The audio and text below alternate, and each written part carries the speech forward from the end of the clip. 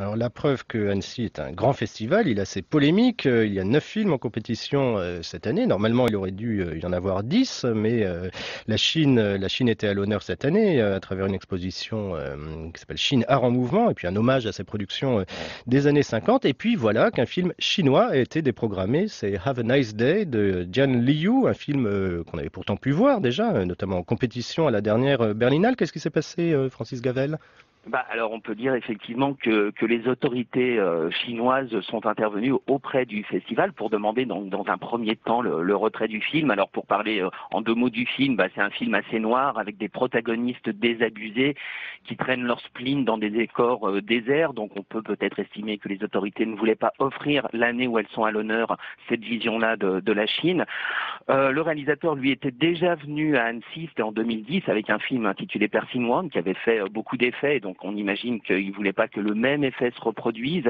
Et donc le festival, après avoir dans un premier temps préféré garder le film, suite à un appel du producteur, a considéré qu'il ne devait pas mettre en risque les existences des créateurs du film et a préféré effectivement retirer le film qu'on a vu à d'autres occasions et que peut-être on verra sur les écrans, on peut l'espérer. Percy One était resté invisible en France, peut-être que celui-là, du coup, ce sera l'effet à contrario du retrait des autorités demandé par les autorités chinoises nous permettra de le voir peut-être en salle. C'est tout ce qu'on espère. On notera d'ailleurs qu'il n'y a pas eu de prise de position du pouvoir iranien face au tout autant dérangeant Téhéran tabou dont vous avez parlé, d'Ali Souzandeh, peut-être parce que lui, il habite en Allemagne. Et puis le film avait été vu également la semaine de la critique à Cannes. Le secteur français de l'animation va très bien, si on en croit les chiffres triomphaux du Centre national du cinéma qui salue en 2016 une année record en termes de films produits et de résultats à l'exportation. Et pourtant, si on regarde la compétition, un seul film français y figure cette année à Annecy, le Zombilénium dont nous avons parlé tout à l'heure. Tout va si bien pour l'animation française, Francis Gavel?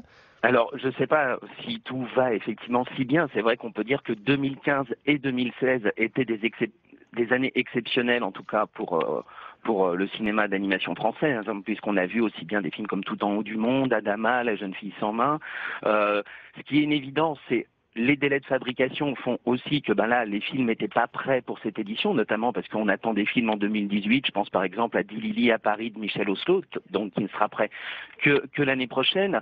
Donc du coup, Zombilénium fait à la fois l'ouverture et la compétition. Alors on peut se demander si le film est peut-être pas un petit peu surexposé ou si c'est une volonté des producteurs de montrer à la fois le film aux professionnels, la soirée d'ouverture, puis au public, et peut-être caresser l'espoir de repartir avec un prix du public.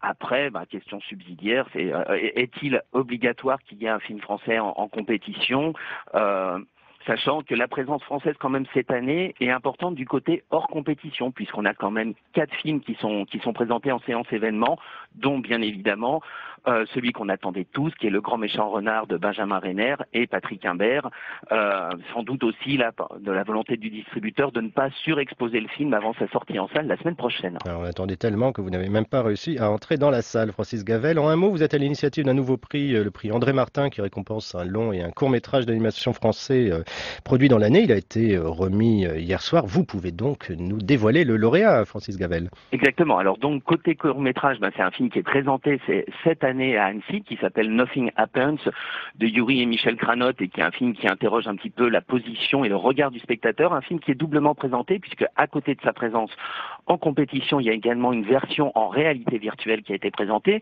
Et puis pour le long métrage, on est un peu dans le principe des Césars, c'est-à-dire que ce sont les films sortis en salle l'année précédente, et donc le film qui a été distingué, qui est un portrait d'une femme libre, un film qui transcende ses contraintes de production, qui conjugue inspiration, sensibilité. C'est le film de Sébastien Lodenbach, La jeune fille sans main. Et vous avez bien fait, car nous lui avons remis le prix France Culture des étudiants cette année à Cannes. Merci beaucoup, Francis Gavel. Le palmarès du Festival international du film d'animation d'Annecy, c'est ce soir à 20h30. Et à noter que les courts-métrages primés seront repris, eux, au Forum des images à Paris les 28 et 29 juin.